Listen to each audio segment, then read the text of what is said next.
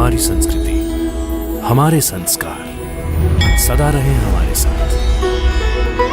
भारत की पुरातन गाथाएं और महान संतों की वाणी। सब्सक्राइब करें तिलक कथाएं।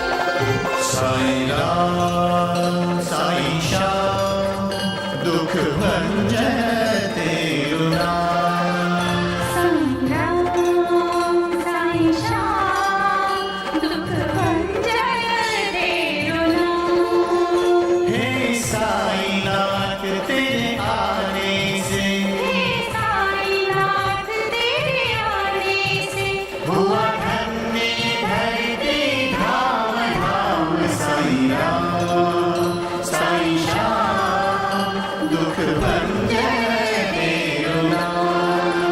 साईं राम साईं श्याम दुख भंजन तेरु नाम। सुख धाम धन धाम साईं राम साईं श्याम गुण धाम यश धाम। साईं राम साईं श्याम। ओ भक्त वत्सल दीन बंधु बाबा तुझे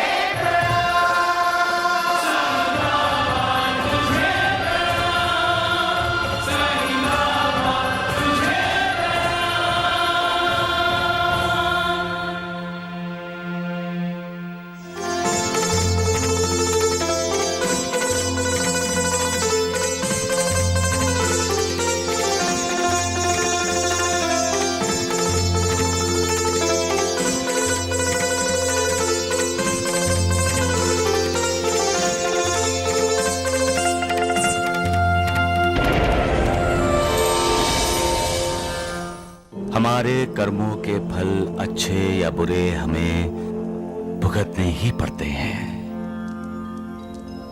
जो पीड़ा, दुख, कष्ट हमारे हिस्से में आते हैं वो हमें सहन करने ही पड़ते हैं।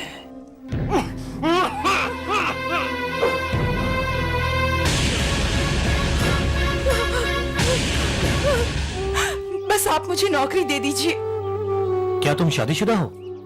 जी, मेरी शादी हुई थी, लेकिन मेरे पति मुझे छोड़कर चले गए। क्या नाम है तुम्हारे पति का? जी, श्याम सुंदर। मैं कोपरगांव जाऊं ना बाबा? नहीं, चाहे कितना भी काम जरूरी हो तुम शिरडी छोड़कर नहीं जाओगे। लेकिन बाबा, मना किया ना मैंने। नहीं जाना तो बस नहीं जाना। राजेंद्र के पिताजी!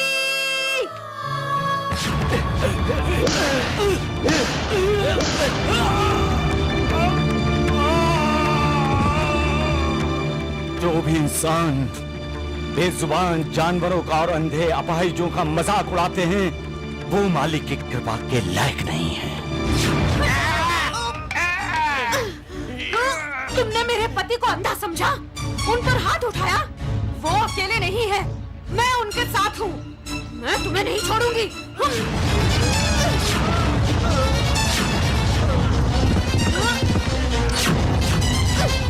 क्या समझते हो मुझे?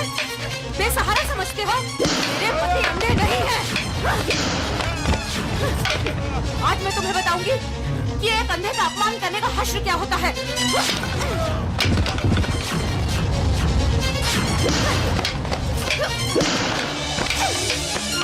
देखो, अब तुम्हें बताती हूँ कि एक अंधे का दर्द क्या होता है।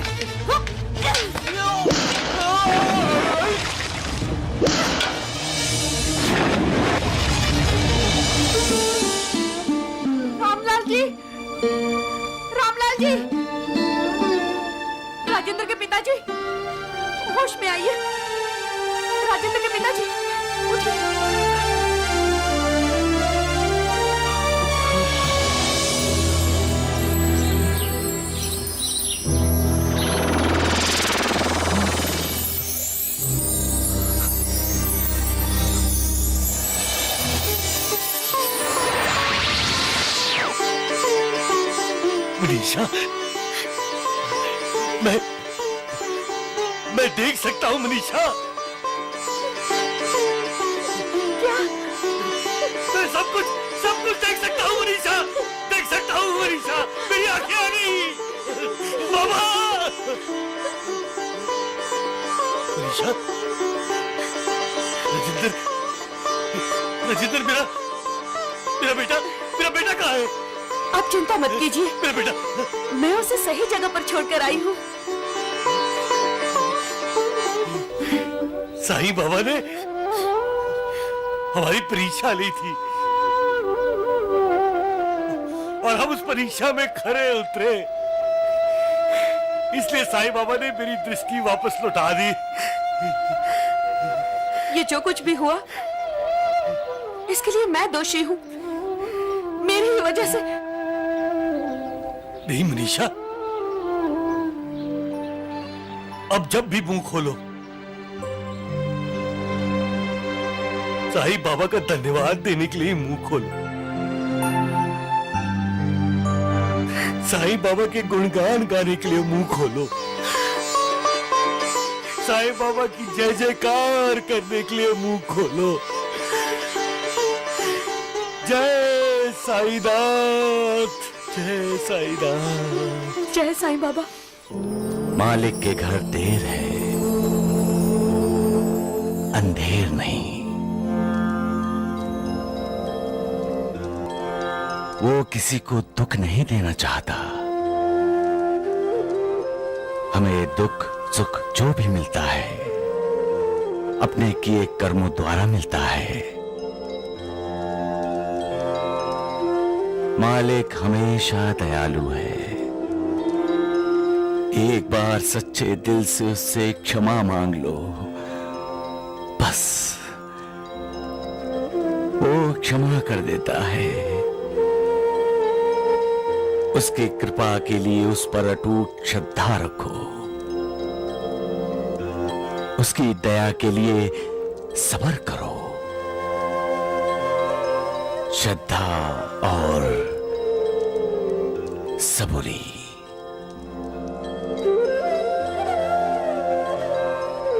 सबका मालिक एक।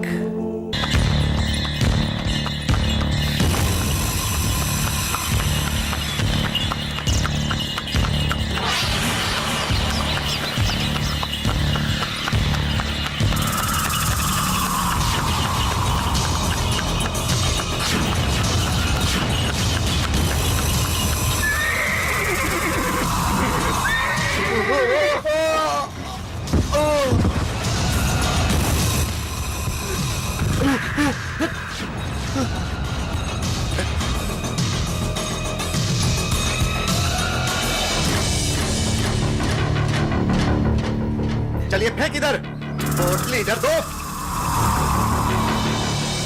सुना नहीं तुमने?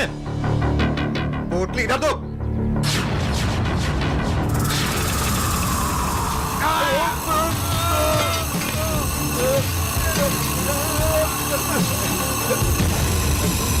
चल चल चल, रुक। बाबा, बाबा, बाबा, मुझे बचाइए बाबा, भैया मुझे बचाइए।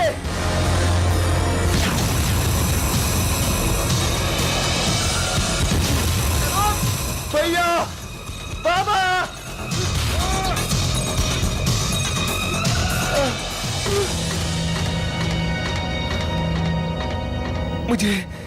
मुझे माफ कर दीजिए बाबा, मुझसे बहुत बड़ी भूल हो गई जो मैंने आपकी बात नहीं मानी। मुझे माफ कर दीजिए बाबा।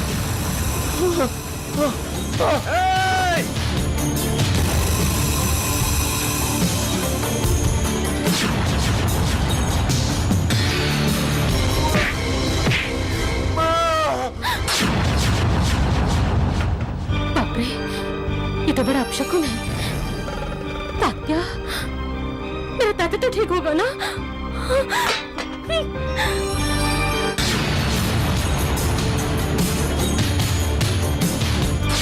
साईं बेटे,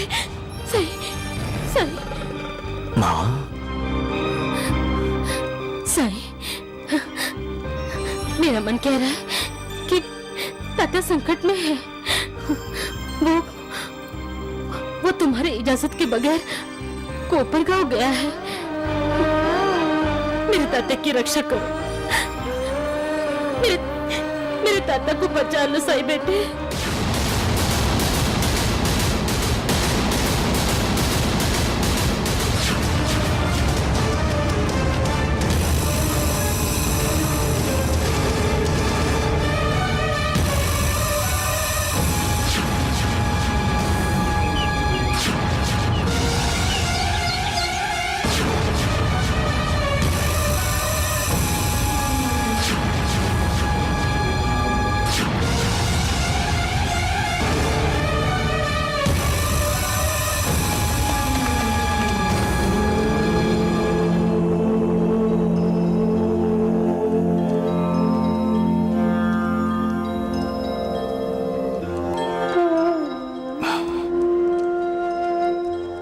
माँ, तात्या ठीक है। तात्या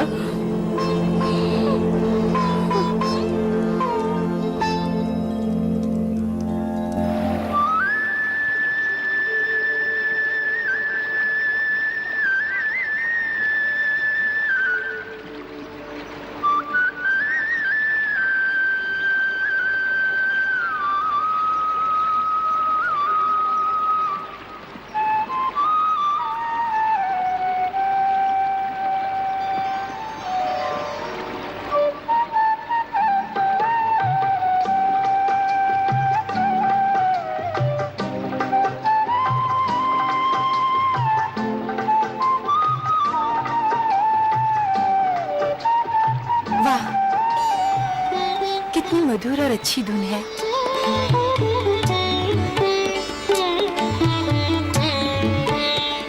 आपको आश्रम की देखभाल करने के लिए रखा गया है और आप यहाँ बैठकर बांसुरी बजा रहे हैं।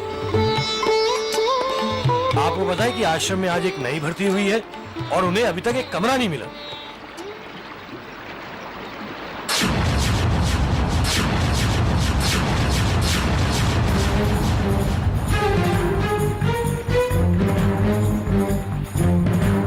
अंधी है बेचारी। कहीं ये लोग भी मेरी तरह नाटक तो नहीं कर रहे? बेचारी का परिवार बिखर गया है। उर्मिला कहाँ है? और फिर सासू माँ यहाँ आश्रम में रहने क्यों आई है? हमारा घर, राजेंद्र साइकिल और पिताजी, वो कहाँ है? चिंता मरते दम तक इंसान का साथ देती है। चिंता और चिता दोनों बहनें हैं। एक सधवा और दूसरी विधवा है। एक इंसान को जीते जी जलाती रहती है और दूसरी मौत के बाद जलाती है।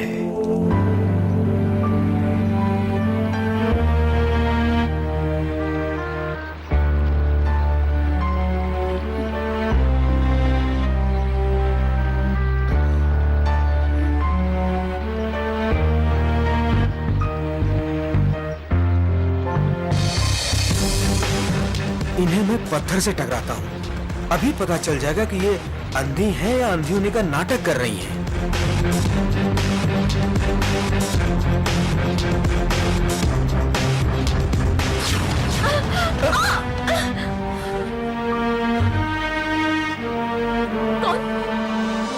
कौन हो तुम? तुम कौन हो? बताओ बताओ, कौन हो तुम? कौन हो? ये श्याम सुंदर है, हमारे आश्रम की देखभाल करता है।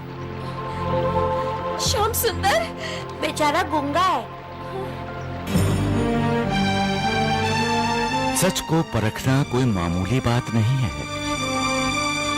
जो हमेशा झूठ का सहारा लेता है, झूठ बोलता है, झूठ की राह पर चलता है, वो इंसान सच को कैसे पहचान सकता है?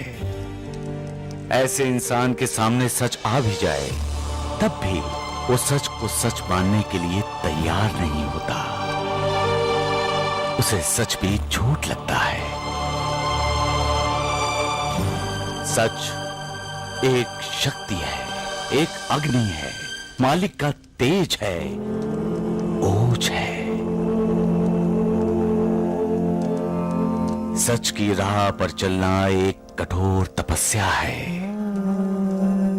जो लोग ऐसी तपस्या करते हैं वो ही सच को स्वीकार कर सकते हैं। एक बार जो सच को जान लेता है, उसकी महिमा का अनुभव कर लेता है, वो फिर झूठ का साथ कभी नहीं देता, क्योंकि वो जान जाता है कि सच का साथ देने का मतलब है मन की शांति, सुख, चैन का अनुभव करना। सबका मालिक एक। अरे नमस्ते। तात्या कहाँ है? तात्या कहाँ है? वो द्वारका माई में गया है? बताते क्यों नहीं? तात्या कहाँ है? बोलो। हम तो कुपर गांव जा रहे थे, रास्ते में डाकुओं ने हम पे हमला कर दिया।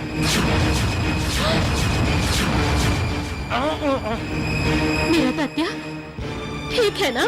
पता नहीं। क्या पता नहीं? मैं वो तांगा छोड़ के भाग गया था। जब वापस आया तो तात्या वहां नहीं था, तो मैं खाली तांगा लेके आ गया। हाँ? अरे नीलिया, मेरे तात्या को वही छोड़ के आ गए हो?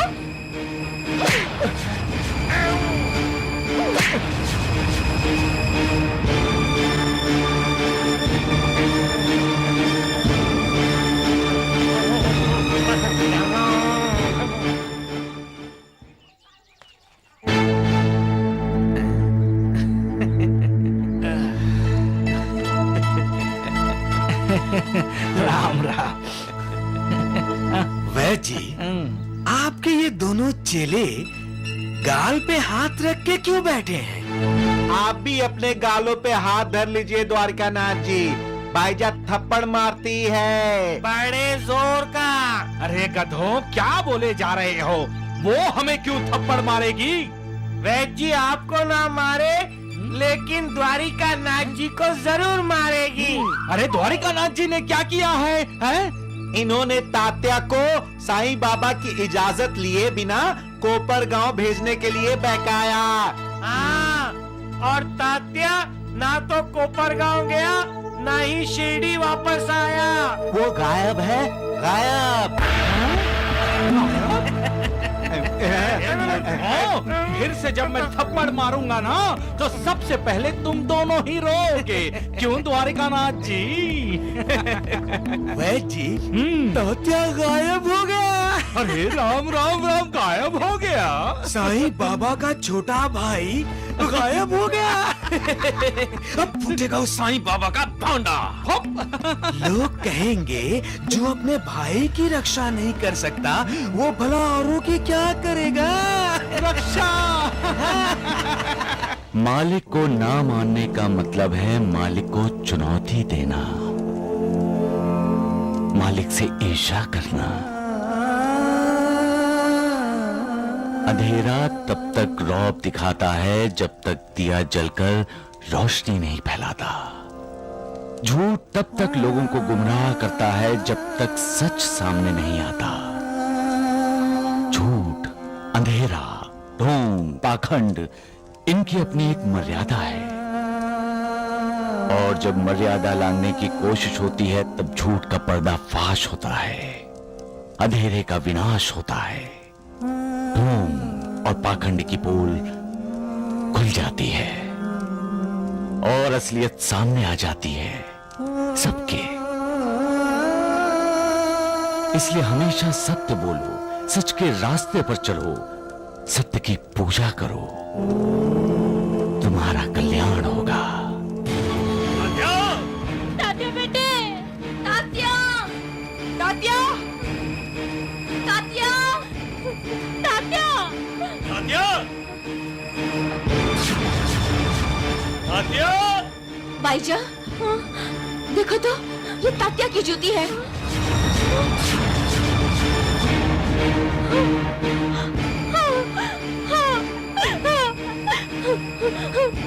मेरे तात्या की जूती, मेरे तात्या की जूती, मेरे तात्या की जूती, तात्या। तात्या तात्या तात्या ये क्या भाईजा भाई, ऐसे धीरज नहीं खोते। काय हो गुरुजी, बेटा लापता हो, माँ धीरज न खो। कैसे हो सकता है गुरुजी, ये कैसे हो सकता है तात्या?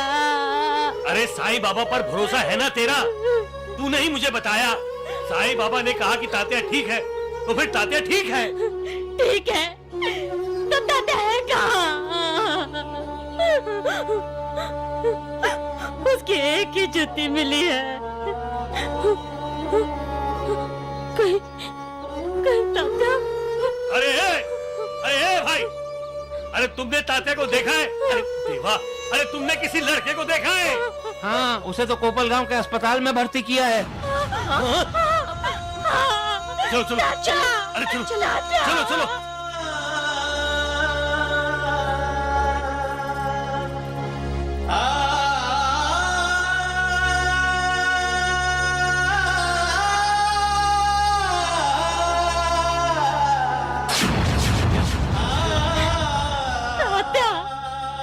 माँ,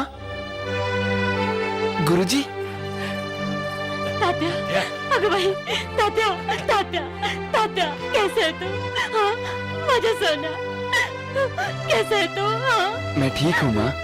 अरे खाली टांगा लौटा ना तो मेरी जान ही निकल गई थी। अब तात्या ठीक है और आप इसे घर ले जा सकती हैं। सिर पर थोड़ी चोट आई थी, अच्छा हुआ उसे वक्त पर अस्पताल ले आए। तात्या को अस्पताल में लेकर कौन आया था? एक फकीर लेकर आए थे। फकीर? क्या? मुझे नहीं मालूम माँ, मैं बेहोश था। कैसा था वो फकीर दिखने में? सिर पर कपड़ा लपेटा था और कुर्ता पहना था और क्या? जल्दी बताओ। और सफेद लहंगा पहना था। इसका मतलब बाबा थे?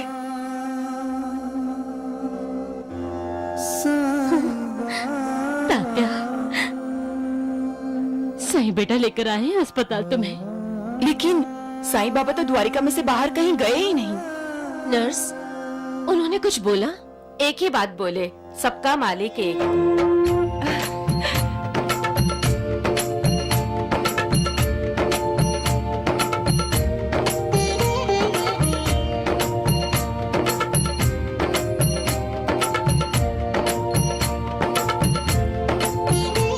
सबका मालिक एक है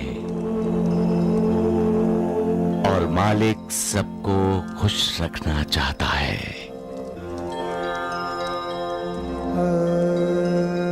मालिक कभी पक्षपात नहीं करता, उसके सामने सब बराबर हैं। फिर भी हम में से कोई सुखी है तो कोई दुखी, कोई खुश है तो कोई नाराज। किसी के पास अनगिनत दौलत है तो कोई बिल्कुल खाली, कोई 100 साल जीता है तो कोई पैदा होते ही मर जाता है। ऐसा क्यों? ये पूर्व जन्म के फल हैं, कर्मों के फल।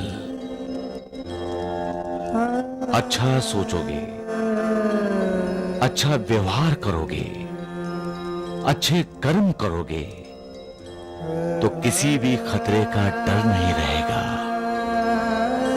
क्योंकि वो मालिक तुम्हारे साथ होगा और वो तुम्हारी रक्षा करेगा। सबका मालिक एक।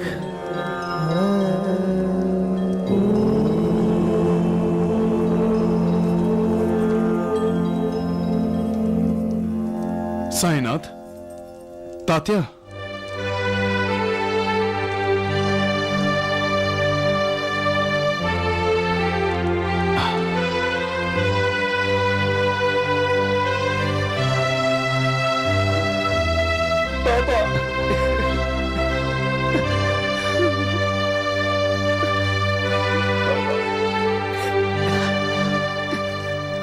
अब तुम बड़े हो गए हो तात्या, इस तरह बच्चों की तरह रोना तुम्हें शोभा नहीं देता। मुझे डांटिए बाबा, मुझे सजा दीजिए। आपके मना करने पर भी मैं कोपर गांव के लिए निकल पड़ा। आपने मुझे कहा भी था बाबा कि मैं शिरडी के बाहर ना जाऊं, और फिर भी मैं बाबा। देवा, जिस पर आपकी कृपा हो, मौत भी उसका बाल बांका नहीं कर सकती।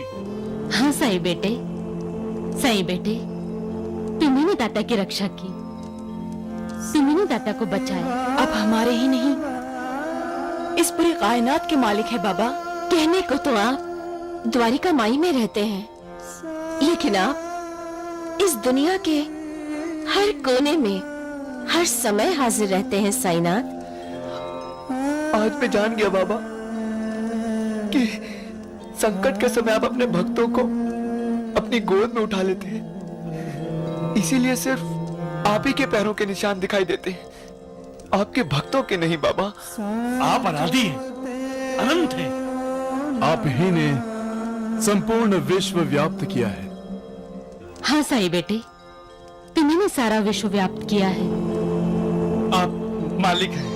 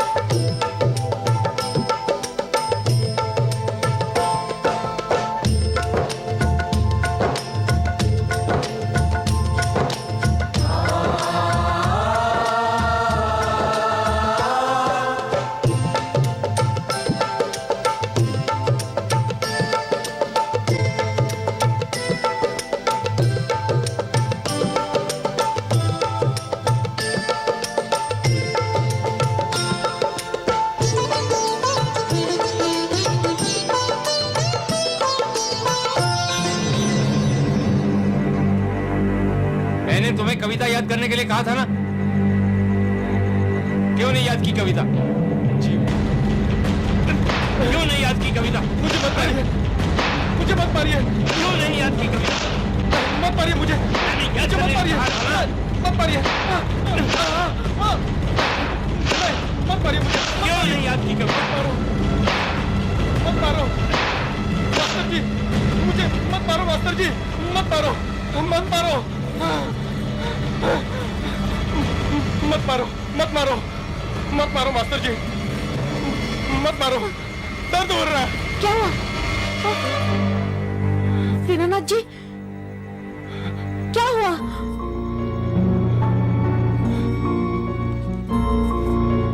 ऐसे क्यों तड़प रहे थे आप?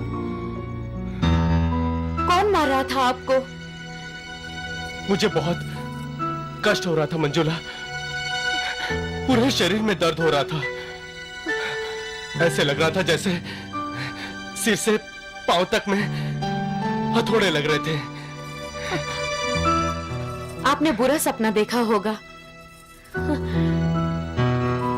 हाँ, सपना तो बुरा था, लेकिन अब अच्छा लग रहा है। ऐसा लग रहा है जैसे मेरी बीमारी ठीक हो गई है। हाँ, थकान भी नहीं लग रही है, आराम सा लग रहा है। और पता नहीं कौन मुझे संकेत कर रहा है कि मैं अब अच्छा हो जाऊंगा। साईं बाबा का ही संकेत होगा। द्वारिका माई में साईं बाबा ने यही तो कहा था कि आप ठीक हो जाएंगे। जय साईनाथ। जय साईनाथ। साईं बाबा जो बोल देते हैं वो सच होकर ही रहता है। मालसापति, अच्छे बुरे कर्म का फल इंसान को भोगना ही पड़ता है। फल भोगने के बाद ही इंसान अपनी नई जिंदगी की शुरुआत नए सिरे से कर सकता है। वो बुद्धिमान है जो बुरे कर्म का बुरा नतीजा जानकर बुरे काम नहीं करता। साईनाथ, आपके भक्तों को ऐसे कर्मफल से मुक्ति मिलती है? कैसे मिल सकती है मुक्ति महालसापति?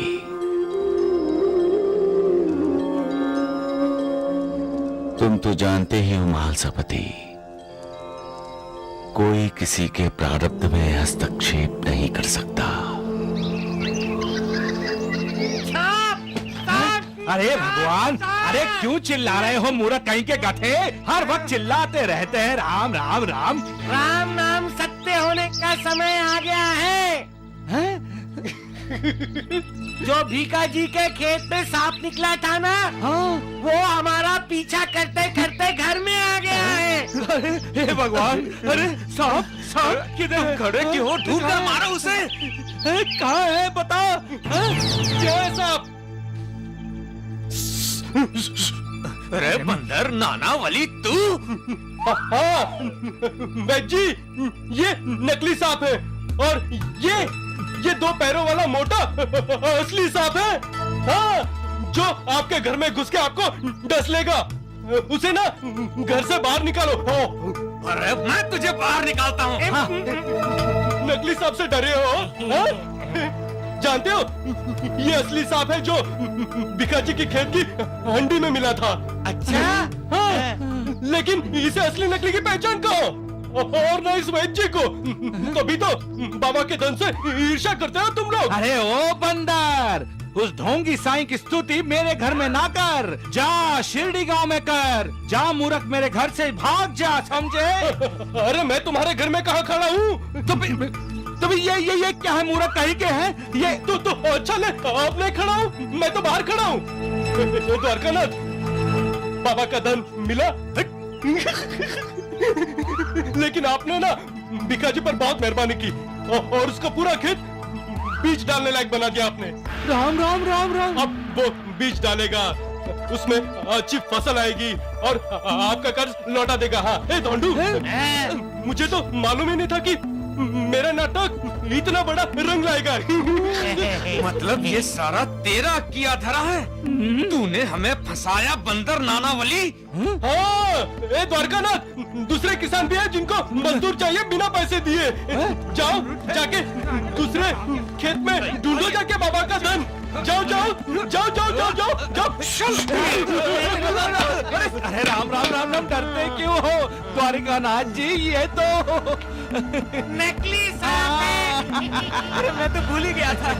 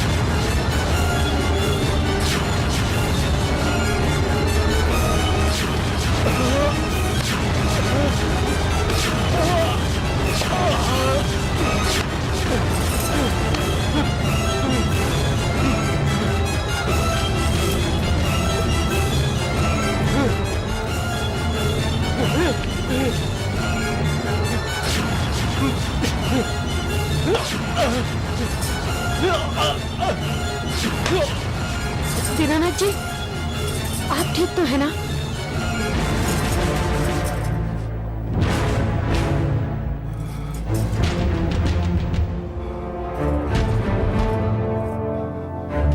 फिर से सपना देखा? मंजुला, जी।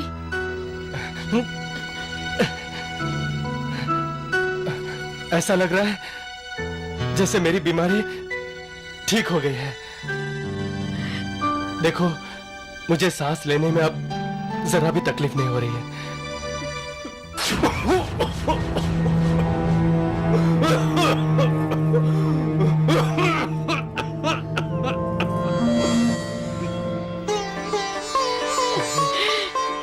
नहीं है।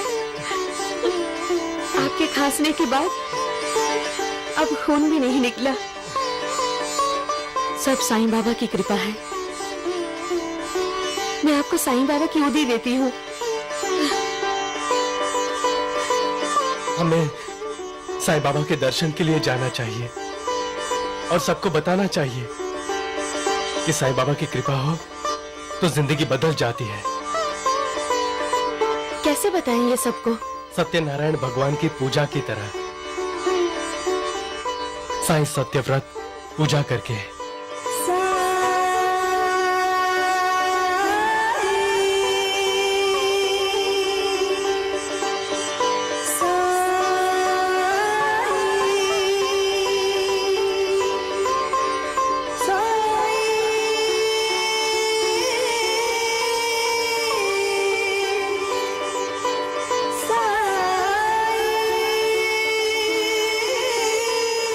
कैसे हो दीनानाथ भीमा जी? आपकी कृपा से अब मैं स्वस्थ हूँ साईं बाबा। अब मेरे मुंह से खून निकलना बंद हो गया है।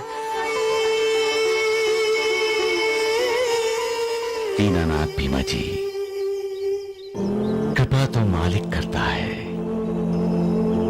मैं तो उसका बंदा हूँ। बाबा, आप ही हमारे मालिक हैं। और हम आपके बंदे हैं।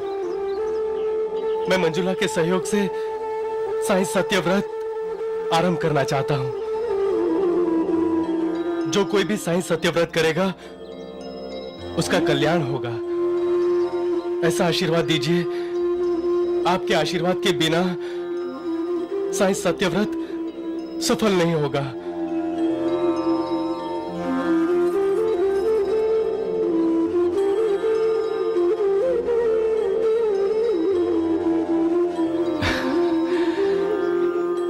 सबका मालिक एक।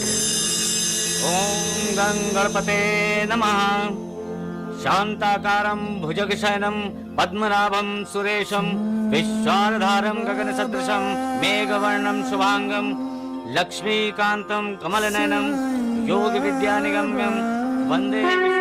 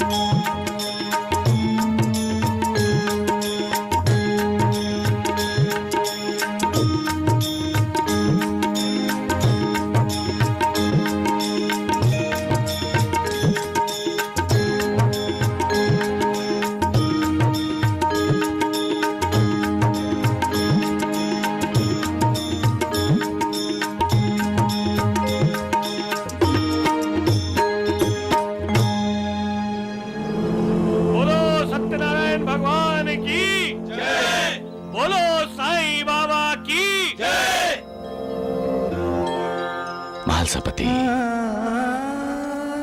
दीनानाथ भीमाजी पाटिल का रखा हुआ ये सत्यव्रत जो कोई भी रखेगा उसका कल्याण होगा। ये सत्यव्रत मेरे जाने के बाद भी चलता रहेगा और भक्तों का मार्गदर्शन करता रहेगा। ये कलयुग है मालसापति। यहाँ कदम कदम पर वासनाएं इंसान को घेरती हैं और इंसान मोहग्रस्त होता है, जिसका मतलब है वो अपने कर्तव्य से दूर हो जाता है, अपने अधोपतन की तरफ बढ़ता जाता है। उससे बचने का साधन ये सत्यव्रत है जो लोगों को दुखों से, चिंताओं से मुक्ति दिलाएगा। आपकी लीला अगाध है। सबका मालिक एक। ये साईं सतव्रत क्या नया प्रपंच है वैद्य जी? आखिर ये साईं चाहता क्या है? सब नाटक है द्वारिकानाथ जी। उस भीमा जी पाटिल को साईं सत्यव्रत रखने के लिए कहकर वो सारे शिरडी में अपनी महिमा बढ़ाना चाहता है और कुछ नहीं, समझे आप? तो क्या सारे शिरडी साईं सत्यव्रत रखेगी वैद्य जी? अरे शिरडी क्या, अब तो सारी दुनिया ये व्रत रखेगी। अरे कभी नहीं, हम ऐसा होने नहीं देंगे। उसने साईं सत्यव्रत रखने को कहा है ना, हम उसका विरोध करेंगे वैद्य जी। अरे विरोध तो हम हमेशा करते आए हैं, इस बार कुछ और करना चाहिए। क्यों ना वैद्य जी, हम द्वारिकानाथ सत्यव्रत शुरू करें? राम राम राम, सुन रहे हैं द्वारिकानाथ जी? और हम दावे के साथ कहेंगे, जो भी द्वारकानाथ सत्यव्रत रखेगा उसको सुख समृद्धि मिलेगी, शांति मिलेगी, दुखों का नाश होगा। वाह वाह वाह वाह वाह, सत्य वचन। बहुत दिनों के बाद आज ढोंडू ने अकल की बात की है। अरे लेकिन ये द्वारकानाथ पहले से अक्लमंद है। ये जानता है कि ये खुद पाखंडी है।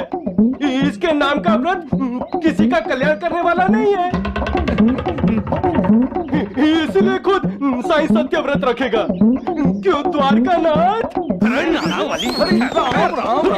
संभालिए द्वारिकानाथ जी। अरे इस बंदर ने मुझे तंग करके रखा हुआ है। अरे ये वो तो क्या कह कर गया है? ये बहरे कहीं के, मूर्ख कहीं के।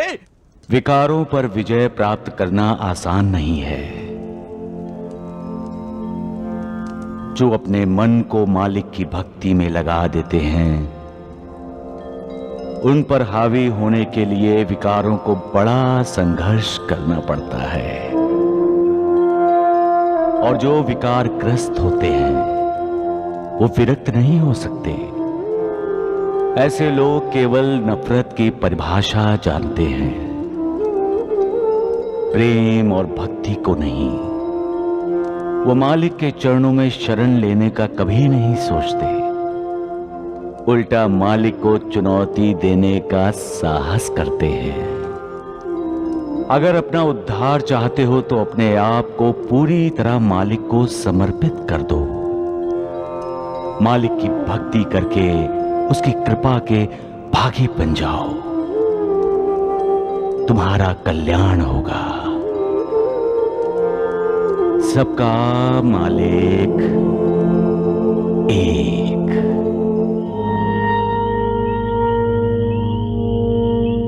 रामलाल, रामलाल, मैं आ गया हूं रामलाल।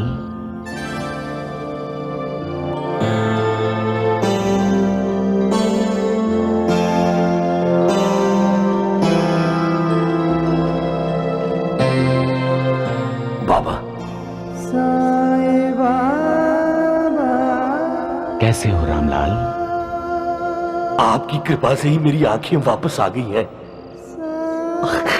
और इन्हीं आंखों से आपके दर्शन करने का सौभाग्य प्राप्त हुआ है। मैं शिरडी में तुम्हारा इंतजार कर रहा हूं, कब आ रहे हो?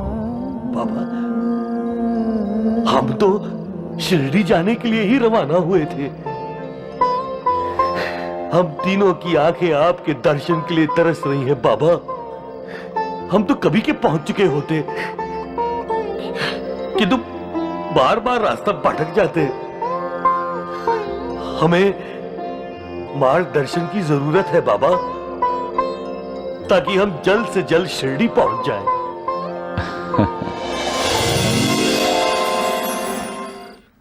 बाबा, बाबा, बाबा, क्या हुआ?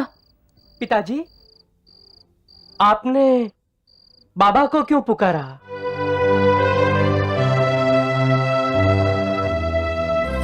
आप इधर उधर क्या देख रहे हैं? किसे ढूंढ रहे हैं? मैं साईं बाबा को ढूंढ रहा हूँ। साईं बाबा को? हाँ मनीषा, वो अभी अभी यहाँ आए थे और मुझसे पूछ रहे थे कि मैं अभी तक शिरडी क्यों नहीं पहुंचा उनके पास। पर वो यहाँ कैसे आ सकते हैं? दरवाजा तो अंदर से बंद है। लेकिन बाबा आए थे मनीषा, पहले भी कई बार वो मुझसे मिलने आए हैं और सपने में बातें करते हैं। मनीषा, हमें कल सुबह ही शिरडी के लिए जाना होगा। वो तो हम वैसे भी शिरडी ही जा रहे हैं, लेकिन अगर कोई साथ मिल गया या हमें कोई शिरडी पहुंचाने वाला मिल गया तो हम वहां जल्दी पहुंच जाएंगे।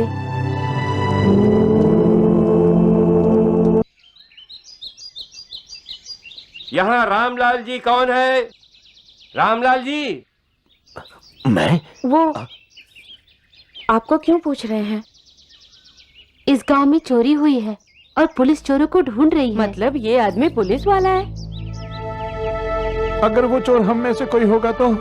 किसी के चेहरे पे तो नहीं लिखा होता कि चोर है या शरीफ है। आपको यहाँ कोई नहीं जानता। हम यहाँ से चुपचाप निकल चलते हैं। हमें पुलिस के झंझट में फिर से नहीं पड़ना। मनीषा, हमने कोई चोरी नहीं की है।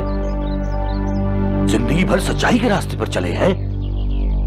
मुझे किसी का डर नहीं है। रामलाल जी, आप यहाँ हो तो सामने आ जाइए। नमस्कार जी, मैं ही रामलाल हूँ। कहिए। नमस्कार, आपसे मिलकर बड़ी खुशी हुई। रामलाल जी, मैं शिरडी जा रहा हूँ, क्या आप मेरे साथ आएंगे? बाबा, हम तो शिरडी जाने के लिए ही रवाना हुए थे, किंतु बार बार रास्ता भटक जाते। हमें मार्गदर्शन की जरूरत है बाबा, ताकि हम जल्द से जल्द शिरडी पहुंच जाएं। हम आपके साथ शिरडी जरूर चलेंगे, लेकिन आप ये बताइए कि आपको इनके बारे में किसने बताया? और आप हम जैसे अनजान लोगों को अपने साथ शिरडी क्यों ले जाना चाहते हैं? ये सब तो साईं बाबा का चमत्कार है बहन। मैं तो उनके दर्शन करने शिरडी जा रहा हूँ, लेकिन आपको तो साईं का बुलावा आया है। बाबा की आप पर विशेष कृपा है। कल रात हम भी इसी धर्मशाला में रुके थे। आज सुबह तैयार होकर बाहर निकले तो एक फकीर सामने आकर कहने लगा, अपने साथ रामलाल जी और उनके परिवार को शिरडी ले आओ। फकीर? हाँ बहन, फकीर। लेकिन वो फकीर बाद में मुझे दिखाई नहीं दिया। मैं तो बाबा की आज्ञा का पालन कर रहा था, इसीलिए मैंने पुकारा, रामलाल जी कौन है? धन्यवाद। चलिए, देर करना ठीक नहीं। हाँ, चलते हैं। राजिंदर को बुलाओ भाई। हाँ, अभी आइए। जल्दी। जय साईनाथ, जय जय साईनाथ।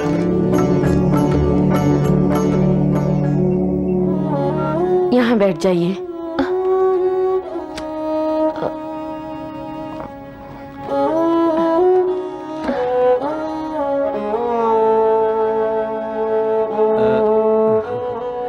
देविका जी, आश्रम के नियमों के अनुसार आपको अपने और अपने परिवार के बारे में सब कुछ बताना जरूरी है, ताकि आश्रम को आपके बारे में सही जानकारी हासिल हो सके। मैं क्या बताऊं? मैं बहुत बुरी औरत हूं। मैंने हमेशा हमेशा बुरा ही सोचा है और बुरा ही किया है, जिसकी वजह से मैंने अपना घर ही नहीं, अपनी बेटी का घर भी उजाड़ दिया है। मुझसे तंग आकर मेरे पति ने घर छोड़कर संन्यास ले लिया है। मेरे कारण हमारा कारोबार, घर-बार सब नीलाम हो गया है और हम बेघर होकर सड़क पर आ गए हैं।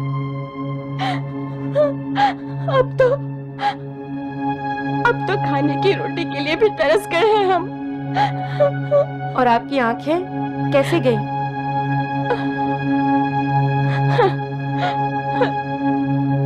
बुरे कर्म करेंगे तो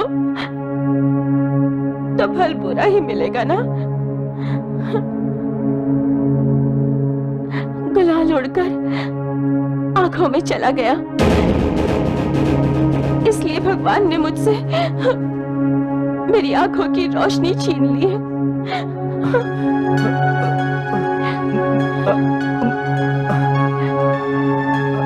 और आपकी बेटी कहाँ है? मेरी आंखों के इलाज के लिए पैसा चाहिए ना, इसलिए वो कहीं नौकरी कर रही है।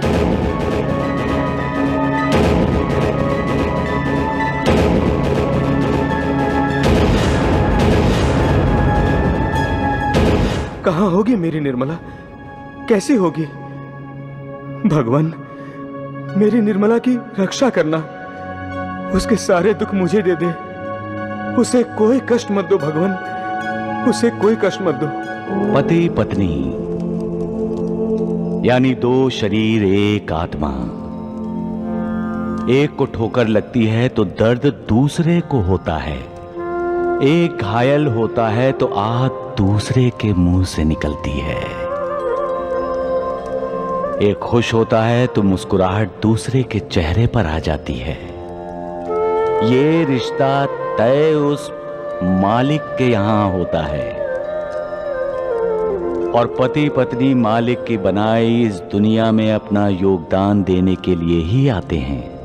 दोनों में मतभेद भी होते हैं, झगड़े भी होते हैं, लेकिन ये सब पानी के बुलबुले की तरह जल्दी ही खत्म हो जाते हैं, क्योंकि शादी से सहजीवन की इमारत प्यार की नींव पर खड़ी होती है और वो प्यार ही सारे झगड़े, सारे मनमुटाव, सारे मतभेद मिटा देता है। प्यार ही एक दूसरे को क्षमा कर देता है। ये रिश्ता जन्म जन्म का है जो किसी भी मतभेद या झगड़े से नहीं टूट सकता। इसे तो जन्म जन्मांतर तक निभाना ही है। सबका मालिक एक। अरे कंचन बेटी, तुम यहाँ बैठी हो? हम पूरे घर में तुम्हें ढूंढ रहे थे। क्या बात है माँ? अरे तुम्हारे लिए लड़का देखा है, देखो।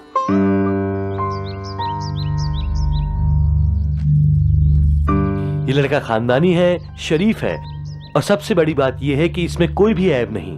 बाबूजी, श्याम सुंदर भी शरीफ लड़का है, उसमें कोई ऐब नहीं है। बेटी, तुम जानती हो कि तुम क्या कह रही हो? लेकिन वो गुंगा है।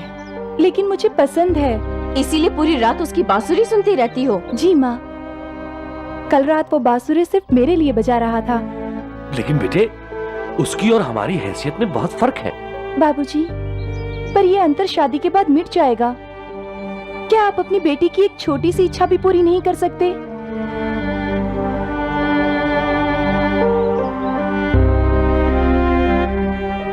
ठीक है, अब चलो भी। राजेंद्र साइकिल्स का हिसाब किताब देखने जाना है मुझे। ठीक है। चलिए। जी, ये राजेंद्र साइकिल्स वो हमारी कंपनियों में से एक है जब इस कंपनी की नीलामी हुई थी, बाबूजी ने इसे खरीद लिया था। निर्मला, आज मैं बहुत खुश हूँ, बहुत खुश हूँ। आज मेरी जिंदगी का एक ख्वाब, एक सपना पूरा हो गया।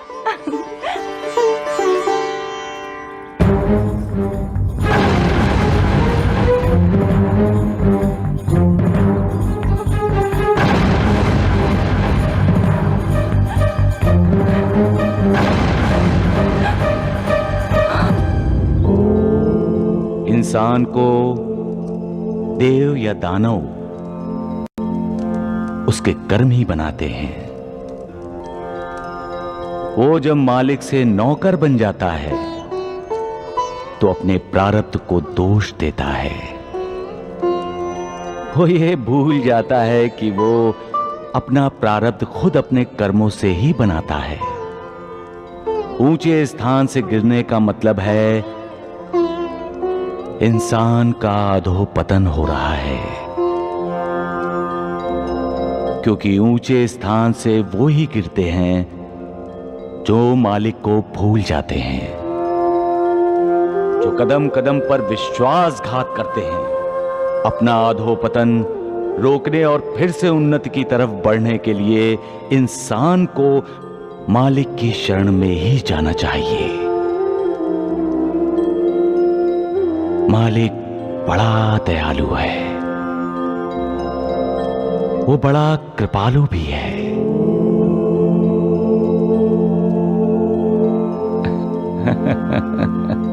साईं बाबा, साईं बाबा, जय साईं बाबा। कहाँ चले गए थे आप? हम कब से आपका इंतजार कर रहे हैं। मुझे बहुत जोरों की भूख लगी है। पिताजी, यहाँ बैठिए, हम खाना खाते हैं। तुम खाओ, मुझे भूख नहीं है। भूख नहीं है? क्या खाया है आपने? मुझे कुछ लोग मिले थे जो बाबा के भक्त हैं। वो शिरडी जा रहे थे बाबा के दर्शन करने के लिए। उनके मुख से बाबा का वर्णन सुनकर मेरा पेट भर गया मनीषा। हाँ, वर्णन सुनकर मन तृप्त होता है और बाबा के दर्शन करने से मुक्ति मोक्ष के द्वार खुल जाते हैं।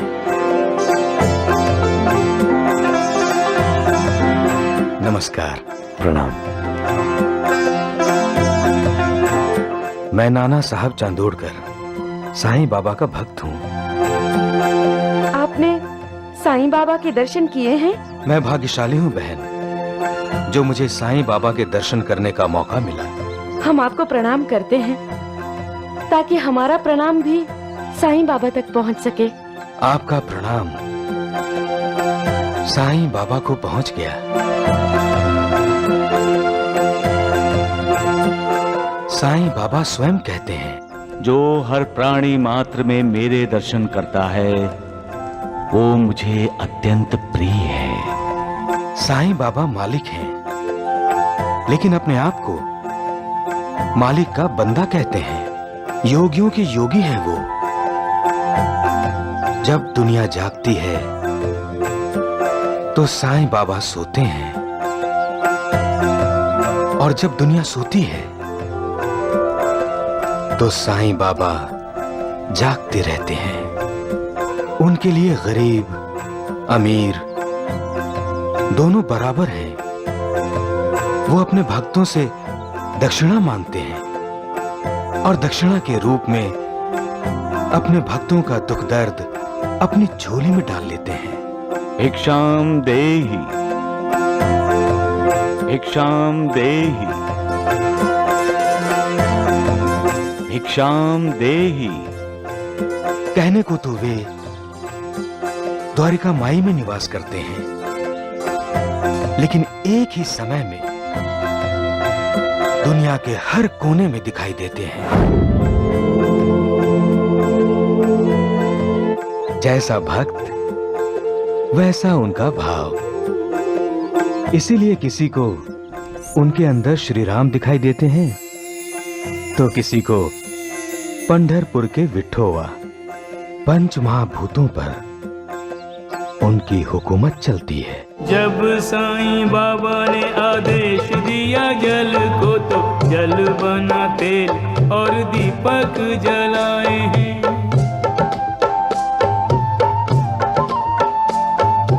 आज्ञा दी भभूति को तो बन संजीवनी, रोगियों के रोग शोक पल में मिटाए हैं।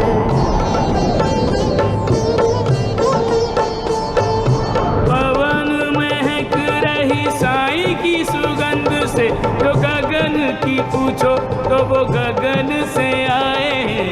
शांत हो जा कह कर साईं बाबा, धधकती ज्वाला को नियंत्रण में लाए हैं।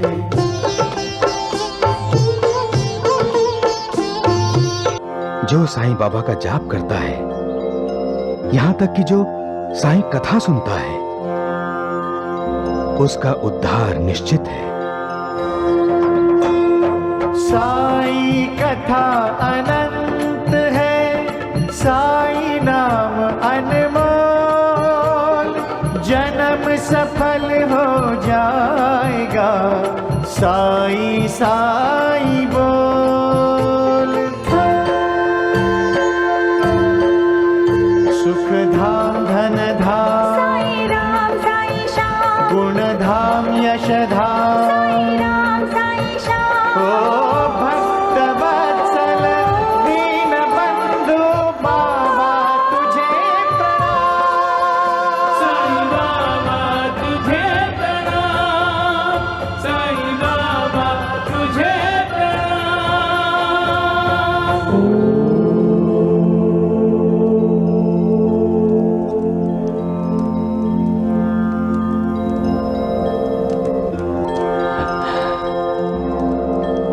तुम सब इस वक्त कहाँ खड़े हो? द्वारिका माई में बाबा।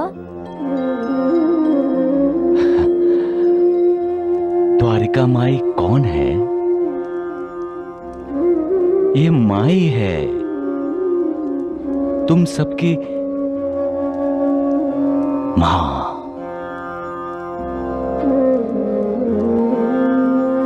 जैसे एक मां को अपने बच्चों की फिक्र लगी रहती है,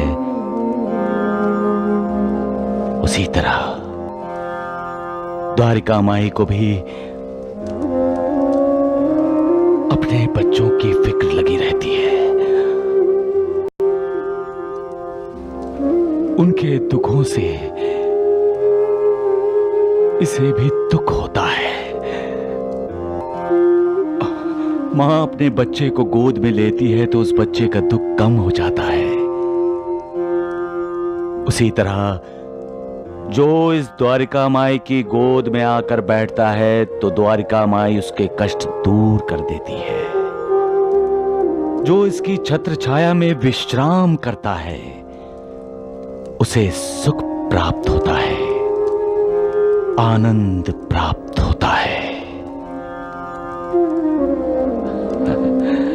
सबका मालिक एक। अनंत कोटि ब्रह्मांड नायक, राजाधिराज, योगीराज, परब्रह्म श्री सच्चिदानंद सद्गुरु साईनाथ महाराज की जय।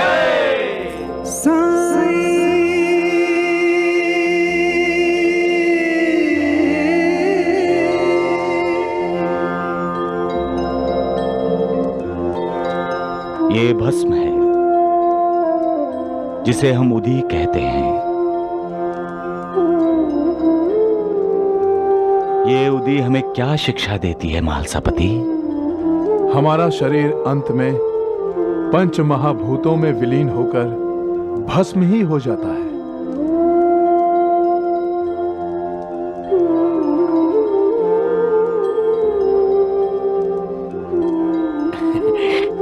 ये संसार मिथ्या है, ब्रह्म ही सत्य है। ये उदी हमें वैराग्य की शिक्षा देती है। और मैं जो अपने भक्तों से दक्षिणा लेता हूँ, वो हमें त्याग की शिक्षा देती है। त्याग और वैराग्य के बिना माया रूपी भवसागर पार करना मुश्किल है श्यामा।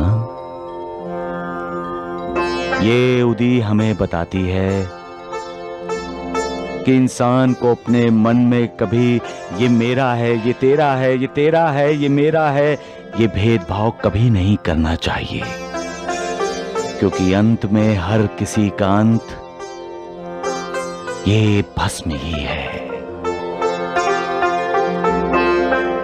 ये उदी प्रभावशाली है। जो इसे माथे से लगाएगा, पिएगा, उसके पाप ताप शाप नष्ट हो जाएंगे। मेरे भक्तों को ये उदी स्वास्थ्य, समृद्धि, चिंता मुक्ति और सांसारिक लाभ और खुशियां देगी।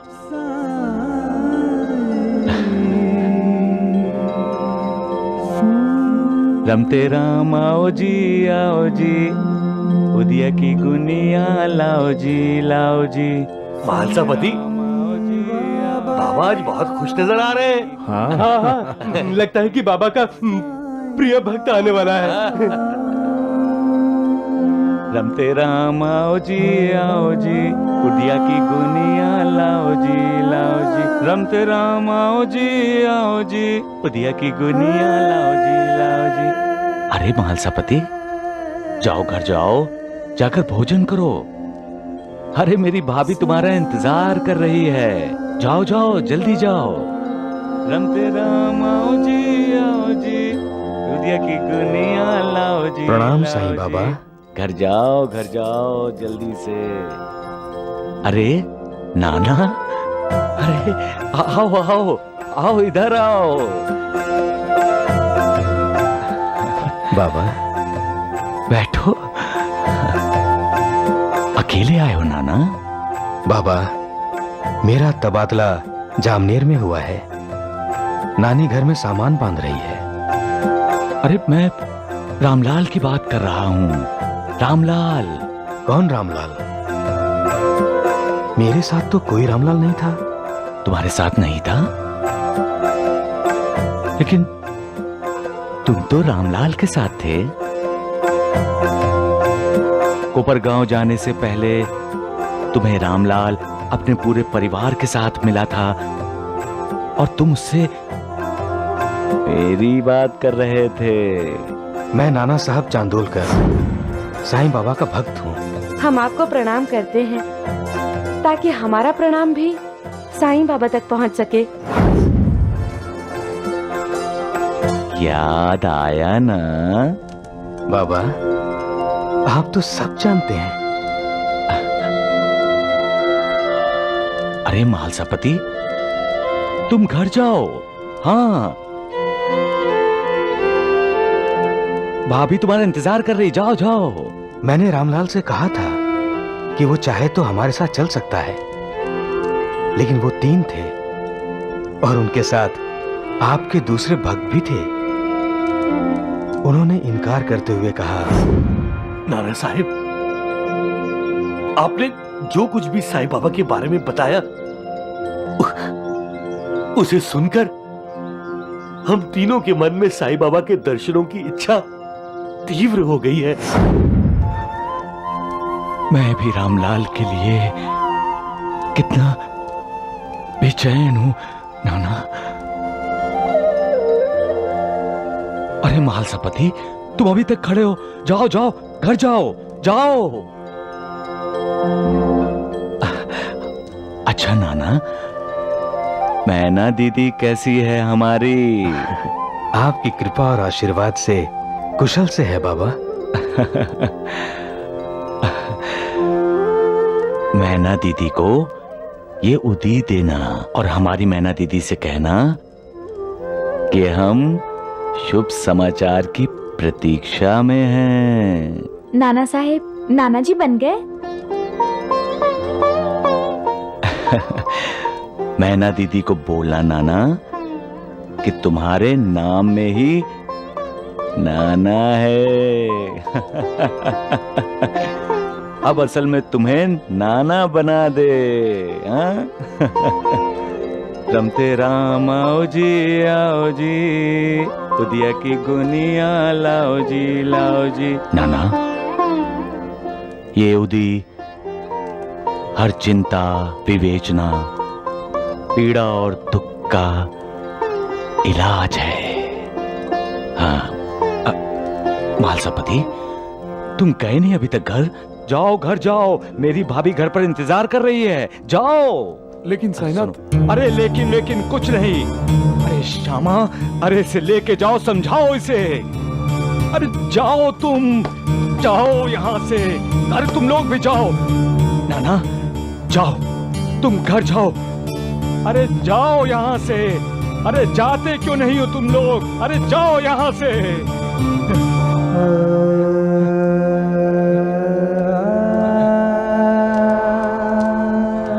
रमते राम आओ जी उदिया की गुनिया लाओ जी उदिया की गुनिया लाओ जी।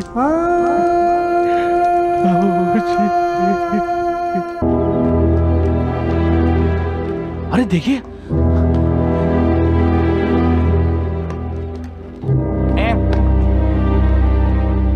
राम राम राम।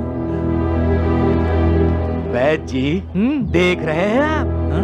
कितना उदास लग रहा है मालसापति। वैद्य जी, नाना साहब चांदोरकर के आते ही साईं बाबा ने श्यामा गुरुजी और मालसापति को निकाल दिया। धोंडू, साईं बड़ा चतुर है और मालसापति ठहरा कंगाल। उससे साईं को कुछ भी मिलने वाला नहीं। और नाना साहेब कलेक्टर के दफ्तर में जो काम करता है। अरे तभी तो इस साईं बाबा को नाना साहेब के मदद की जरूरत होगी। राम राम। गुरुजी, साईनाथ मुझसे नाराज तो नहीं हुए? आप व्यर्थ चिंता कर रहे हैं मालसापति जी। साईं बाबा अपने भक्तों पर हमेशा कृपा करते हैं, उनका हमेशा ख्याल रखते हैं। हाँ, कभी कभी उनका व्यवहार कुछ अजीब जरूर हो जाता है जो हमारी समझ में नहीं आता, लेकिन ऐसे व्यवहार से वो अपने भक्तों को संकेत करते हैं और ऐसे संकेत को हमें समझना चाहिए। संकेत किया है? साईनाथ ने तो बार बार मुझे घर चले जाने के लिए सबके सामने कहा है। बाबा की आज्ञा मानना हमारा कर्तव्य है मालसापति जी। द्वारिकानाथ जी, देख रहे हैं आप? मुझे लगता है उन दोनों के बीच में किसी बात को लेकर बहस चल रही है। अरे बहस क्या वैद्य जी, मुझे तो लगता है इन दोनों ने फैसला कर लिया है कि अब कभी द्वारिका माई में कदम नहीं रखेंगे। अरे राम राम। आज के प्रवचन में साईं बाबा ने क्या कहा? द्वारिका माई सबकी माँ है। फिर माँ ने मुझे अपने से दूर क्यों कर दिया गुरुजी? मालसापति जी, साईं बाबा ने यह भी तो कहा कि माँ को अपने बच्चों की हमेशा फिक्र लगी रहती है। साईं बाबा को हमारी फिक्र है, इसीलिए उन्होंने आपको घर जाने के लिए कहा होगा। चलिए आप आइए। आ गई वैद्य जी, सारी बात मेरी समझ में आ गई।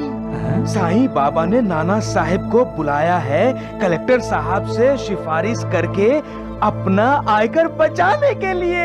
अरे राम राम तो फिर राम। अब क्या होगा? होना क्या है धोंडू, अब साईं की बदनामी होगी, साईं को कैद होगी। मैं अपना अपमान भूला नहीं हूँ वैद्य जी। मैं भी नहीं। वो बाईजा बाई यहाँ आकर हमें धमका कर गई थी ना, उसका हिसाब भी साईं बाबा को चुकाना होगा। बिल्कुल।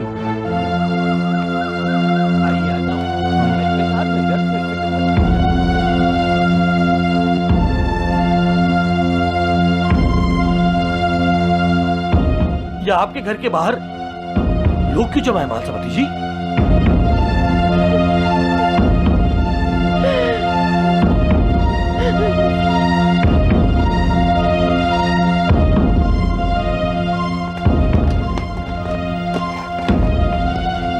तुकाराम, तुकाराम, क्या बात है?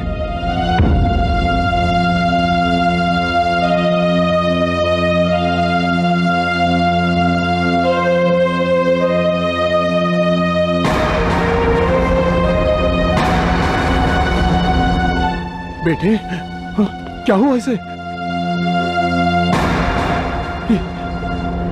इसका शरीर तो तप रहा है।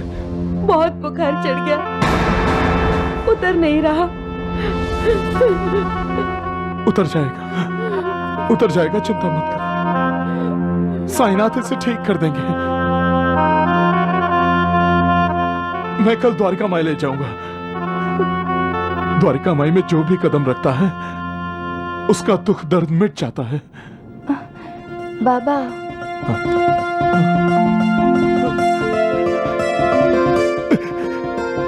देखा, इसे होश आ गया। बाबा, मुझे आपकी गोद में सर रखकर लेटना है। क्यों नहीं? आजा, आजा, आजा बेटा।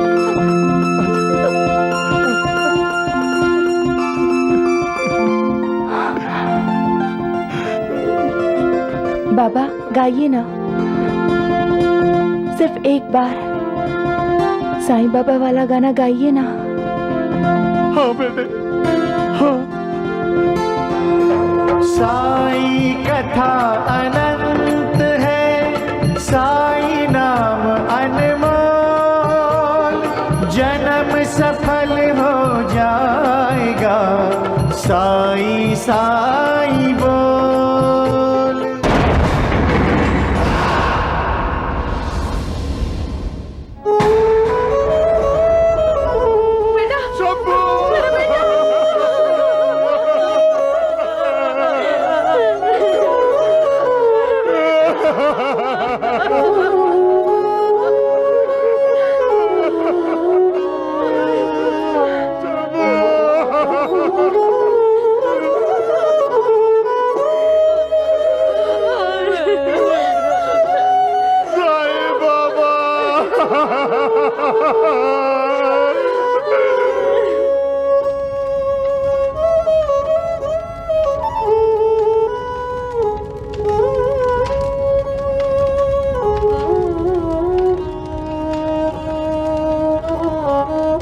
ये भस्म है, इसे हम उदी कहते हैं।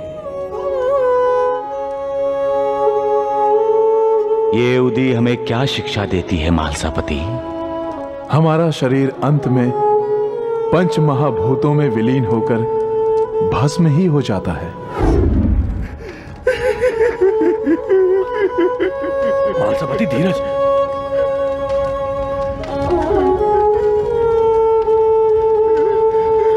संभालिए अपने आप को, संभालिए, संभालिए मालसापति जी।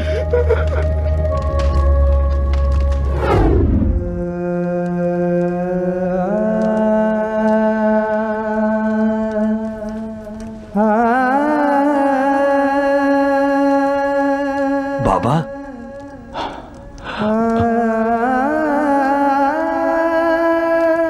मालसापति कैसा है श्यामा?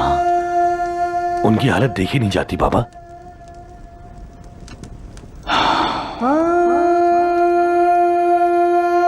आप सब जानते थे बाबा कि मालसापति के बेटे की मौत होने वाली है, इसीलिए आप उन्हें घर जाने को कह रहे थे।